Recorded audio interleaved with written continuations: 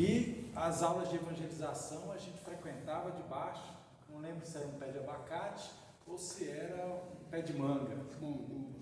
O Manguba, né, Marcelo? Era aqui perto, onde o tia Alain, o tia Adolfo, né, e tantos outros aí, evangelizadores, iniciaram essa casa no que o Espiritismo precisa fazer, que é levar a boa nova, né, o cristianismo redivivo, sem aquele véu, né, sem aquela letra que às vezes confunde das Escrituras, através de um tema que a gente vai falar aqui hoje, que Paulo já nos alertava na época, né, depois um pouquinho aí da crucificação de Jesus. Nós vamos falar justamente sobre o capítulo 15, né, do Evangelho segundo o Espiritismo: fora da caridade não há salvação.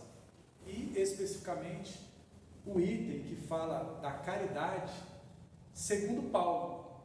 E o Paulo, como vocês já devem ter estudado, né, nas obras espíritas ou em outra, ou na história mesmo do cristianismo, ele seguiu a máxima de ide pregai.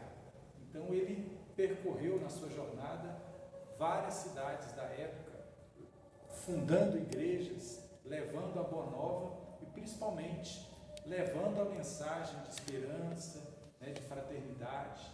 E especificamente esse tema da caridade, ele era muito incisivo. E aí eu faço questão de, até para não ser traído pela memória, porque o texto é tão bonito, ele é tão poético, e ele é curto, e aí eu já estou com 45 anos, então a vista já não é daquele menino, né, que subia no pé de manga lá e conseguia fazer peripécias. Parece ter 20. Parece? Opa, então já ganhei o dia, olha só. Necessidade da caridade segundo Paulo. Item 6. Ainda quando eu falasse todas as línguas dos homens e mesmo a língua dos anjos, se não tivesse caridade, não seria senão como um bronze sonante e um símbolo retumbante. E quando eu tivesse o dom de profecia, penetrasse todos os mistérios e tivesse uma perfeita ciência de todas as coisas, quando tivesse ainda toda a fé possível até transportar as montanhas, se não tivesse a caridade, eu nada seria. E quando tivesse distribuído meus bens para alimentar os pobres e tivesse entregue meu corpo para ser queimado, se não tivesse caridade, tudo isso não me serviria de nada. A caridade é paciente, é doce e benfazeja. A caridade não é invejosa, não é temerária e precipitada, não se enche de orgulho, não é desdenhosa, não procura seus próprios interesses, não se melindra e não se irrita com nada, não suspeita mal, não se regozija com a injustiça, mas se regozija com a verdade. Tudo suporta, tudo crê, tudo espera, tudo sofre. Agora, estas três virtudes, a fé, a esperança e a caridade, permanecem. Mas entre elas, a mais excelente é a caridade. São Paulo, primeira epístola aos Coríntios, capítulo 13, versículo de 1 a 7 e 13. E aí vem a complementação, né, dos Espíritos.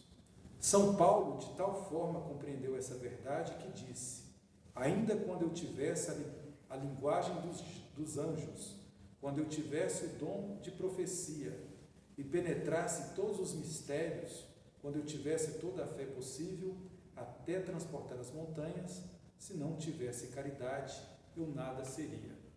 Entre estas três virtudes, a fé, a esperança e a caridade, a mais excelente é a caridade.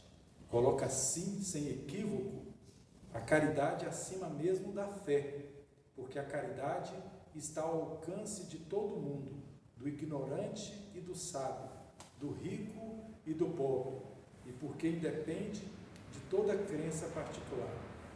E fez mais, definiu a verdadeira caridade, mostrou-a não somente na beneficência, mas na reunião de todas as qualidades do coração, na bondade e na benevolência para com o próximo. Então é um trecho relativamente curto que o Evangelho sintetizou, do capítulo 15, mas que tem uma profundidade, principalmente para nós espíritas, muito relevante. Se tem uma coisa que a gente não pode reclamar, é que o espírita não é reconhecido pelas obras de caridade que ele faz.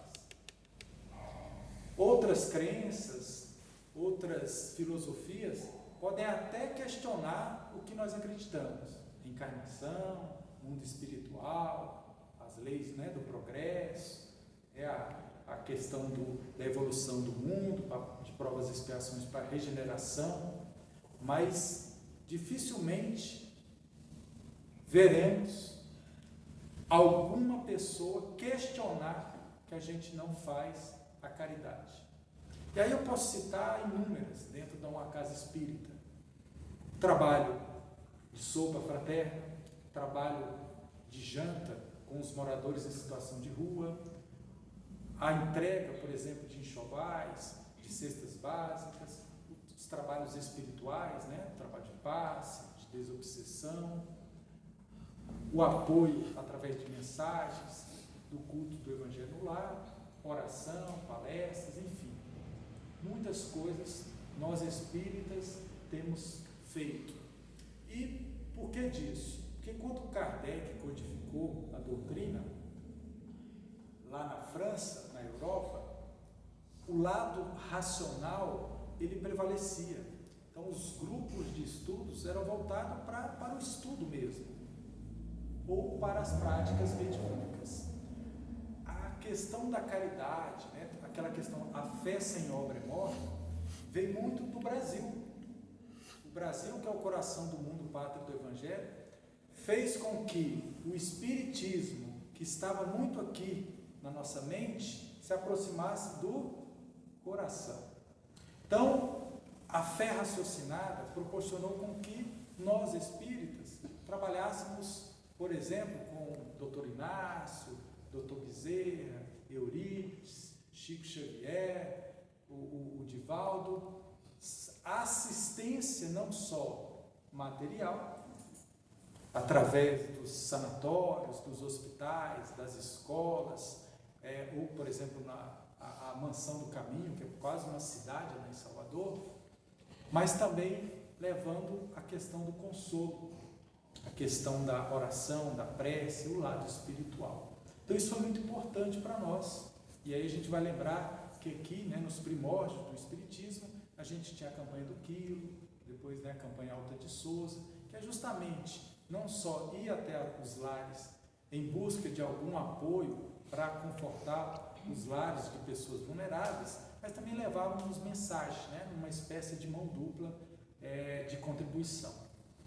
E aí Paulo, 2000 anos atrás, tinha essa mensagem, colocando a caridade até acima da fé e da esperança. Eu não preciso saber se o Adolfo é espírita para manifestar uma ajuda, um auxílio, se ele acredita em Deus, se ele não acredita. Então a fé aqui não importa. Agora, o ato de ser caridoso, não é à toa que Jesus colocou isso. Fora da caridade não há salvação. Tentaram até dar um jeitinho de falar que era nos templos religiosos, fora da igreja, não há salvação, mas não colou muito não. Por um tempo depois, o Espírito ele anseia por isso. E aí pouco antes de Paulo, mas também por ali na época de Jesus, existiu um ser muito sábio, que muitos de nós aqui conhecem a história dos 3 reis magos que visitaram Jesus quando nasceu, não é verdade? Como é que era o nome dos três reis magos? Gaspar, Baltazar, Belchior ou Melchior, depende da tradição. Então esses três magos, não era à toa chamado magos, eram iniciados, seguidores de um profeta chamado Zoroastro. Esse profeta, ele já estava acima do tempo dele na compreensão do mundo espiritual. Então essa seita, né, essa doutrina, já professava, por exemplo, a existência de um Deus único, monoteísmo. Eles acreditavam que o Espírito é eterno. E eles acreditavam que os céus mandariam mensagens através dos enviados divinos para alertar a humanidade de fatos extraordinários. E aí existia, a história às vezes passa, né, despercebido alguns personagens importantes, existia um quarto rei, quarto sábio. Não eram só três, eram quatro, que viram a estrela. Hoje eu vi uma estrela, depois de quanto tempo? Olha que coincidência. E essa estrela, a estrela do Oriente, que era algo espiritual, já previsto nas escrituras sagradas, antigas, alertava, segundo a doutrina de Zoroastro, que anunciaria a chegada do Messias, do rei do povo de Israel, do Salvador. Então isso já circulava entre os iniciados, os que tinham ali, que participavam de grupos secretos, né, que não eram de forma globalizada, que a gente, como temos o acesso hoje, né, às informações. Esse grupo se reunia e esse quarto sábio, mago, era chamado Artaban. Artaban era médico, muito rico, dono de muitas posses, e era um seguidor da doutrina de Zoroastro. E era amigo de Baltazar, de Belchior e de Gaspar. Eram amigos, se encontravam frequentemente, e Artaban era da Pérsia, fazendo uma atualização, mais ou menos o Irã, a região ali do Oriente Médio. E ele, super sonhador, olhava para as estrelas e tirava dali muitas informações proveitosas e fazia uma correlação com as escrituras. Naquela época, quando você tinha uma formação, seja em medicina, seja em uma outra profissão, você tinha outras que vinham agregando. Então, normalmente, o médico, ele era astrônomo, matemático, ele tinha alguma arte que ele dominava, seja o canto, seja a poesia, seja, né, os instrumentos de corda, de sopro. Então, ele tinha um conhecimento um pouco mais avançado, e o conhecimento do cosmos era a sua paixão, assim como dos outros membros dessa seita, né, dessa doutrina. E aí, ele fica ansioso para se reunir com a galera dele, para falar que ele avistou essa estrela das escrituras, que tinha um brilho desproporcional que já conhecia naquela época. Então ele não teve dúvida, essa é a estrela lá que vai nos guiar até esse Messias. E aí Gaspar, Baltazar e o Belchior já falaram, já vamos providenciar aqui os camelos, né, os mantimentos, que a gente já está partindo lá para Jerusalém, porque pelas contas deles, né, as informações, os estudos, esse Messias nasceria em Israel, lá em Jerusalém. E aí ele deixa lá os três amigos já para se programarem, organizarem a excursão, e ele vai encontrar com os outros membros e vai falar do achado do grupo. vimos a estrela, vamos partir imediatamente, conforme os profetas, né, falaram, Zoroastro, temos que segui-lo, nós temos que glorificar esse rei. E aí o pessoal ficou meio desconfiado, cara, isso é conversa, vai vir um rei lá em Israel, aquele povo, não, sem chance. Desacreditaram o Artaban. E aí ele ficou meio baqueado, mas falou, bom, já tem 3 amigos que estão na jornada, eu vou seguir. E aí ele falou, só para vocês saberem, eu já vendi todas as minhas posses, inclusive a minha casa, e eu comprei 3 presentes para doar para esse novo rei. Então ele comprou uma safira, um rubi e uma pérola. Eram 3 homens. Os outros magos dariam o quê? Quem que vocês lembram? Mirra, incenso e ouro. Então ele ia dar 3 joias, uma safira, um rubi e uma pérola. E assim ele foi. E aí eles combinaram, eles tinham combinado com os outros 3 reis magos que, como cada um morava num lugar distante, eles se encontrariam em um determinado ponto em comum e de lá seguiria. Como os 3 amigos foram primeiro, ele estava meio que atrasado, porque ele achou que ia convencer os outros amigos da seita e ia uma caravana maior. Só que aí ele teve que partir sozinho, pegou o seu melhor cavalo, pôs mantimento, coisas de ervas medicinais e partiu. Só que no meio do caminho, o cavalo dele fica meio cismado acho que o termo é refuga, né? Ele refugou. E aí o Artaban quase que cai, mas ficou sem saber o que estava acontecendo. E ele avistou que tinha algo perto de umas palmeiras. Então ele desceu do cavalo, desmontou e foi até lá. Era de noite, ele tinha um prazo curto para encontrar com os seus amigos, senão os amigos, se não chegar até a meia-noite do dia tal, nós vamos sem você.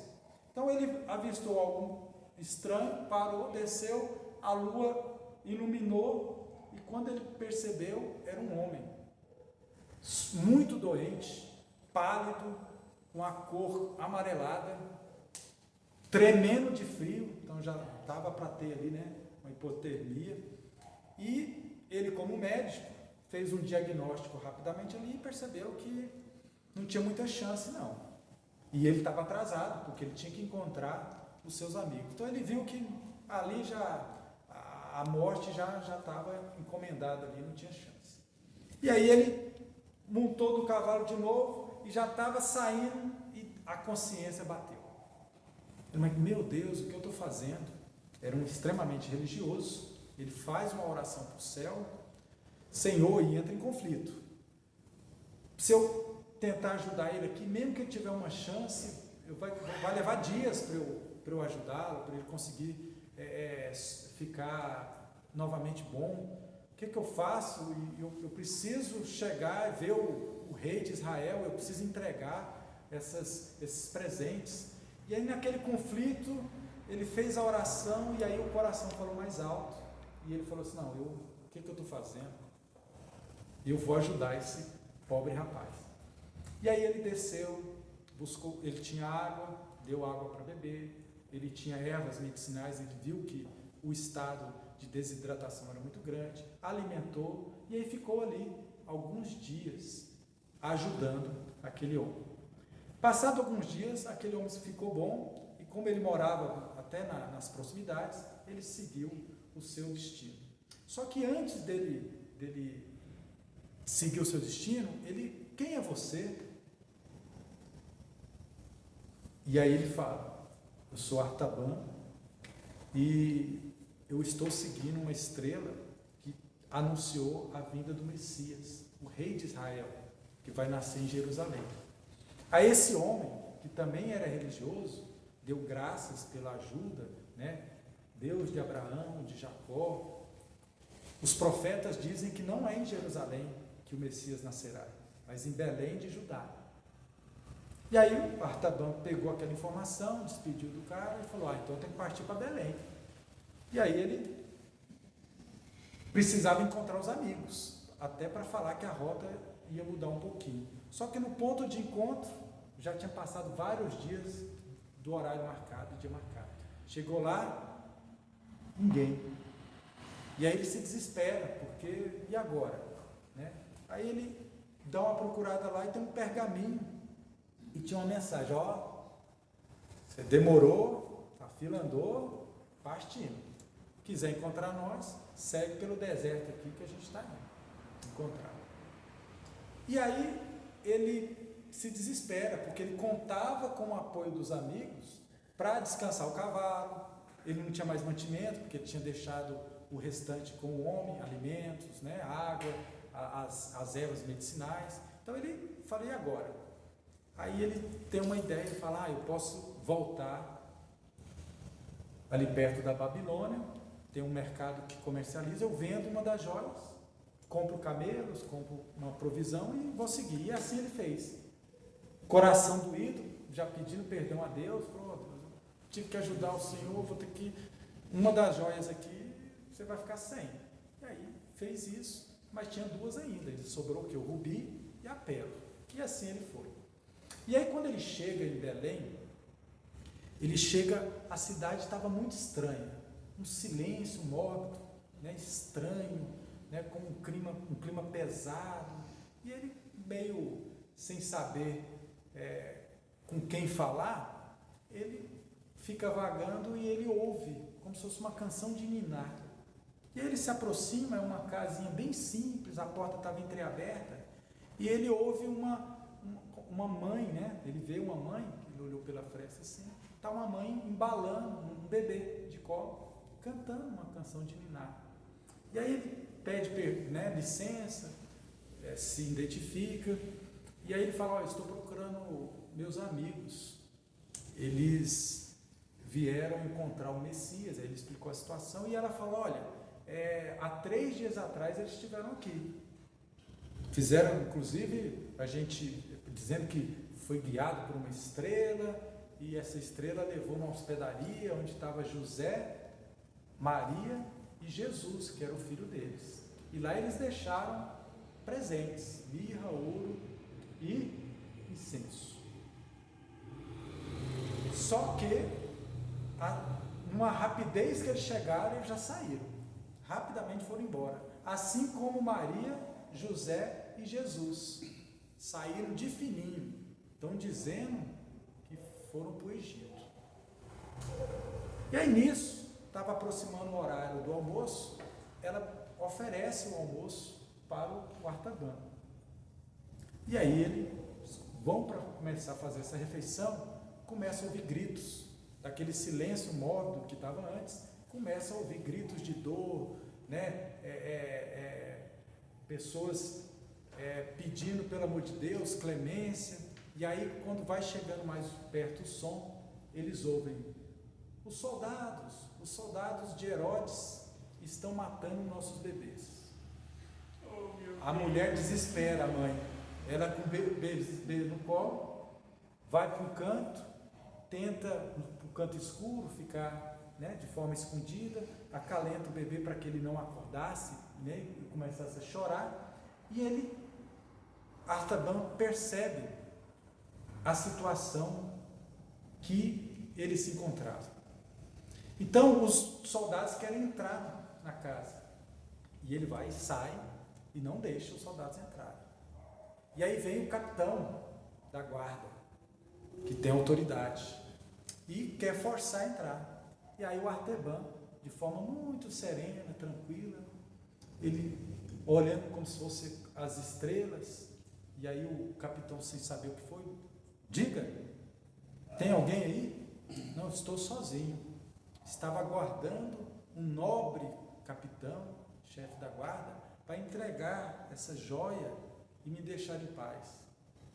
E aí ele mostra o rubi, aquilo brilha nos olhos do capitão. Era uma época que tinha muito isso, né? Moedas de ouro, joias. E aí aquela cobiça, ele entendeu o recado, né? Não, pegou a joia, vamos, soldados, marchem. Não tem ninguém aqui, não há crianças aqui. A mulher, a mãe agradecida, Artaban, e ele ora a Deus novamente, dessa vez pedindo perdão porque mentiu. Ó Deus da verdade, me perdoe porque menti por uma situação que não era isso, mas era para preservar a vida da criança. E agora, ao invés de uma joia que eu ia ficar sem entregar ao rei, serão duas. Então ele sempre em conflito, em fazer a caridade e servir a Jesus, e buscar Jesus, e buscar o rei. E aí, como ela tinha dado a informação que Jesus, com Maria e José, tinha ido para o Egito, ele foi para onde? Para o Egito. Então, na época, até para vocês terem uma noção, de camelo, de cavalo, era uma viagem que demorava ali às vezes 5 dias, 10 dias, né? Dava para percorrer aqueles 200, 300 quilômetros que estavam, né, de distante ali na Palestina, entre ali a África, a Ásia. E aí ele chega no Egito, aí aquelas pirâmides bonitas e tal, e ele, como é um sábio, ele falou assim, bom, eu vou procurar um sábio, um rabi aí da redondeza, porque aí ele vai, muito obrigado, ele vai me dizer se por acaso eles têm o paradeiro de Jesus do Messias. E aí em Alexandria, nas margens do rio Nilo, ele encontra um rabi, numa cabana bem simplesinha, e o rabi, né, como se numa espécie de mediunidade, já sabendo que seria procurado, ele fala, pois não, que posso ajudá-lo? E aí ele se identifica, sou Arteban, eu vi a estrela, conforme a profecia dizia, e estou atrás do rei de Israel, para adorá-lo, para entregar uma joia para ele, para dizer que vou segui-lo no seu império, no seu reinado. Onde ele está? Me diga. E aí o rabi fala assim, ô meu filho, não é em palácios, no luxo, na fartura que você vai encontrar o rei, não. Jesus você vai encontrar na pobreza, entre os aflitos, entre os escravos, entre as mães, as viúvas, entre os sofredores. E ali ficou um tempinho com ele explicando sobre a verdadeira realeza de Jesus. Rapidamente ele, poxa, então eu tenho que ir até esses aflitos, até os pobres, até os criminosos, até os escravos, pois lá eu encontrarei Jesus. E assim ele fez. Como médico, era uma época que as necessidades fisiológicas, materiais, eram imensas. Então ele pôde, através do seu conhecimento, das plantas, dos remédios, aliviar a dor de muitas pessoas. E aí ele passou a ficar peregrinando, de cidade em cidade, onde tinha esses necessitados de toda espécie. E assim ele foi ficando, fez a morada dele em vários lugares da Palestina, do Oriente Médio. E foi passando o tempo e ele, naquela angústia de ia, mas não encontrava Jesus, mas encontrava os necessitados, e aí o tempo de ter que ajudar consumia ele. E ele sempre no dilema, ô Senhor, não tô, onde estás? Onde estás? Me falaste que estaria aqui. Aonde eu vou, esperançoso que vou encontrá-lo e nada.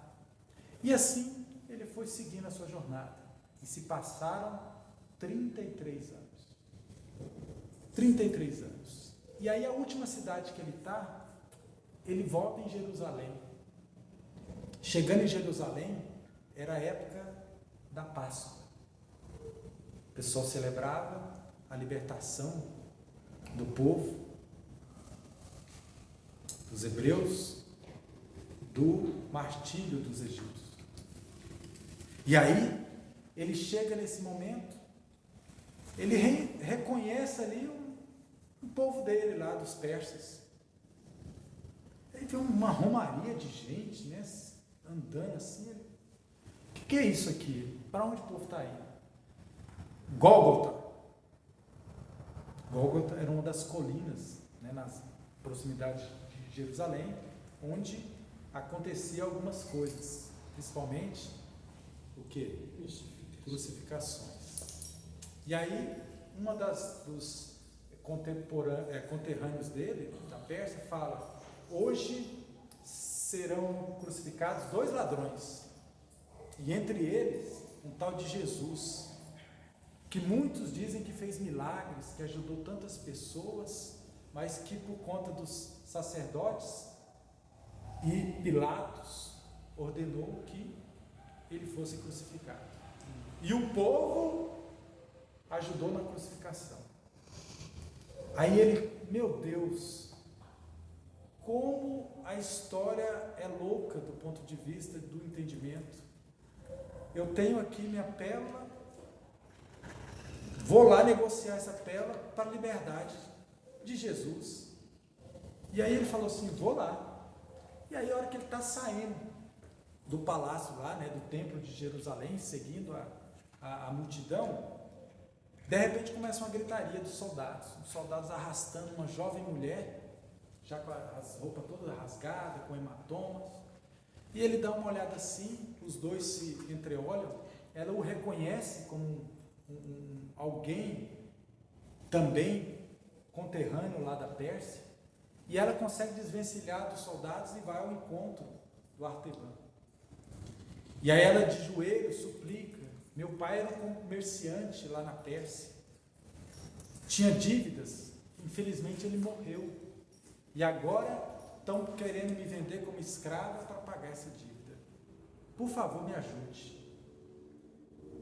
Artaban, em conflito existencial de novo, a última chance de encontrar Jesus, o rei de Israel, com única joia em mãos, a pérola, de novo, a consciência e o coração ali duelando. Se eu der minha joia aqui para pagar a dívida dela, ela está salva, mas eu fico sem nada para entregar ao Rei dos Reis. Mas isso é amor, e amor é o que eu acredito, o que está nas Escrituras. E aí ele faz isso, ele entrega a pérola, tira do peito, e aí conta a história que uma luz nunca vista antes da pérola, quase cega, né, os guardas, é feita a quitação, então ela não vai ser mais vendida como escrava. E aí os dois estão caminhando, nesse intervalo, acontece um fenômeno que a ciência até hoje tenta explicar. O dia escurece e tem um terremoto. Possivelmente justa na hora que Jesus, né, é crucificado. E aí, como abala a terra, o terremoto, começa a cair casas, os cavalos começam a dar pinote, os soldados fogem, porque eles não querem serem soterrados. E aí, Artaban e essa jovem conseguem se abrigar num telhadinho e ficar ali, protegidos. E ele, já velho, já com cabelos brancos, né, vários janeiros lá pela vida, ele fala: para mim, se eu morrer aqui agora também, a última chance que eu tinha de entregar para Jesus o meu amor através da joia, eu já desfiz, não tem princípio, não tem motivo mais. Só que ao mesmo tempo ele se enche de esperança, relembrando a trajetória dele. Foi uma trajetória de caridade, né, de ajuda. Então ele meio que se tranquiliza. Só que neste momento, outro terremoto, outro tremor. E aí dessa vez, uma das telhas cai na cabeça do Artaban. E o corte é muito profundo. Então ele cai, tomba ao chão. E a jovem que ele tinha acabado de salvar chega próxima a ele para tentar ali uns primeiros socorros.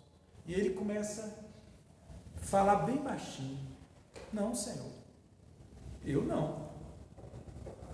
Aí ela: pai, o que está falando? Já está delirando? Quando eu te vi com fome e deste de comer, ou tiveste sede e eu dei de beber, ou tivesse frio e agasalhei, ou estivesse preso e eu te visitei? Não, Senhor, nunca te vi, não. Nunca te visitei. E aí, uma voz que pareceu sair do céu, porque a jovem também ouviu, em verdade vos digo, todo aquele que fizeste a um destes meus irmãos, é a mim que fizeste. E aí ele sorriu. Artaban estava conversando com o próprio Cristo. Ele teve um encontro que ele tanto buscou. Então, naquele momento, um alívio, né, como se fosse uma carga pesada, sai das costas dele. E ele compreende que durante toda... Muito obrigado. É um marco. Boa demais. E o doce é o maracujá. Bom demais. E aí o Artaban compreendeu. É o arco. O doce é o maracujá. E aí o Artaban compreendeu que toda a vida dele, ele estava com Jesus. E aí quando Paulo fala que a caridade está acima até da fé, essa história é para exemplificar justamente isso. Às vezes a gente tem nossas convicções, nós temos algumas verdades assim, né, que a gente não abre mão, e aí a gente, né, se debruça com situações onde o infortúnio oculto não é mais tão oculto quanto era antes. Ele está às vezes ali do nosso lado, como companheiro, como uma companheira, como um filho, uma filha, ou ele está como um vizinho que às vezes incomoda, né, que liga aquele som que a gente já não está aguentando mais. E aí a caridade, ela não é só material, como Paulo diz aos Coríntios. Ela está na indulgência, ela está na benevolência, ela está no entendimento de que o outro, ou seja, cada um de nós aqui, ela é a extensão de mim mesmo. Então a máxima que Jesus resumiu os 10 mandamentos, né, em duas: amar a Deus sobre todas as coisas e ao próximo como a si mesmo, é um tratado de caridade. É a Trindade. No catolicismo tem a Trindade, o Pai, o Filho e o Espírito Santo. Então o Pai continua sendo o mesmo, Deus. O Filho continua sendo o mesmo, cada um de nós. E quem é o Espírito Santo? É o outro. Porque se o Espírito Santo é aquele que vai abençoar a nossa vida, que vai oportunizar a nossa jornada, a nossa caminhada, hoje ainda de expiação, né, de expiações e de provas, amanhã no mundo de regeneração, e pasmem, no mundo de regeneração, não é que o bem vai prevalecer ao mal, não. Isso é nos mundos felizes. No mundo de regeneração, a moral vai prevalecer, a caridade vai prevalecer. Kardec, no livro no Evangelho, ele fala muito isso no mundo de regeneração. Não vai ter como eu estar lá, tendo uma refeição, ou 3, né, por dia, sabendo que o meu vizinho não tem nenhuma, e aquilo ficar sem muita importância. A gente não vai conseguir se alimentar se a gente souber entender isso. A gente vai tirar da própria boca e vai passar. A gente já não faz isso, às vezes, com os filhos? Não é, Esther? Faz. A gente abre mão, às vezes, da nossa situação de conforto ou de um alimento, porque é o filho. Então, se a gente já está iniciando nessa trajetória com os entes queridos, no mundo de regeneração, toda a humanidade será considerada verdadeiramente como nossos irmãos. Então, Paulo, ele foi muito assertivo. Falou: essas bobagens de vocês achar que um conhece mais sobre as Escrituras, que a minha igreja é mais bonita que a outra, besteira. Se não tiver caridade, não adianta.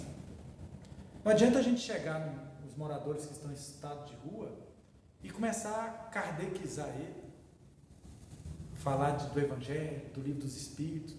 O cara está com fome, está com frio.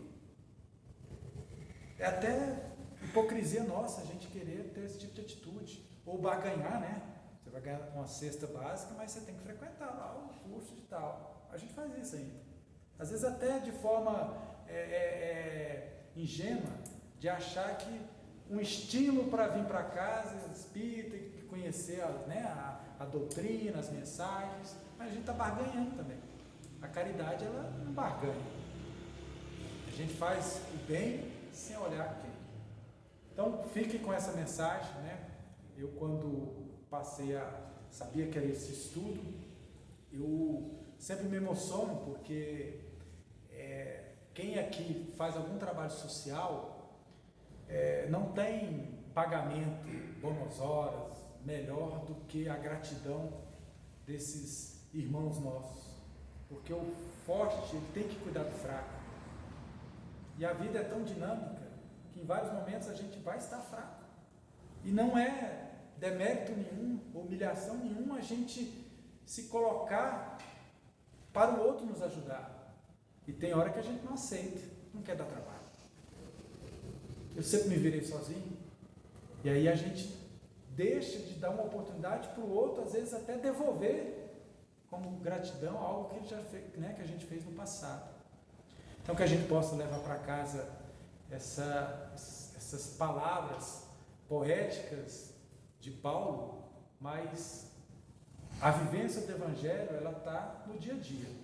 Vai ter dia que a gente não está com saco para fazer muita coisa não, e a gente tem que respeitar esse momento. Em outros a gente vai estar tão parecendo que a gente é o próprio Chico Xavier, né? O próprio Madre Teresa de Calcutá aqui na Terra. Qual o livro que está essa história? Eu passo já, é um americano que fez tem um livro, existe um livro, ele é de 1985, e no cinema também eles adaptaram, chama O Quarto Sábio. Vocês podem pesquisar no YouTube ali, vocês vão ver o filme, mas existe o livro, que é uma história belíssima. Depois ali eu tento ver o nome, porque é um nome americanizado em inglês, mas é uma história que a gente que é da doutrina, muita coisa que às vezes o autor ele põe no papel e a gente acha que é só dele, mas por trás está às vezes uma lembrança, né? Uma memorização aí, um desdobramento, algo de vidas passadas. Não necessariamente é uma psicografia, mas quando a gente coloca lá os fatos que aconteceram, né, casa muito com a história, e a gente fica muito feliz aí com uma mensagem, que é uma mensagem que revigora nossos espíritos, nossas almas, né? Vá, vende tudo que tens, né, e siga. Assim seja.